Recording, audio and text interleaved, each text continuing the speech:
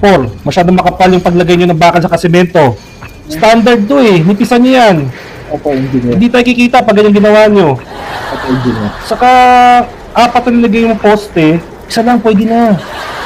Ano yan, payong? Yan, huwag nyo nga tapusin yan. Iwan nyo na nakatiwangwang yan.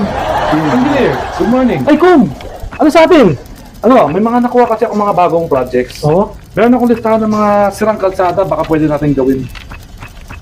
Por, kaya ba natin to? Engineer, mga sirang kalsada to eh. Hindi naman tayo nag-aayos ng kalsada eh. Naninira tayo, oo.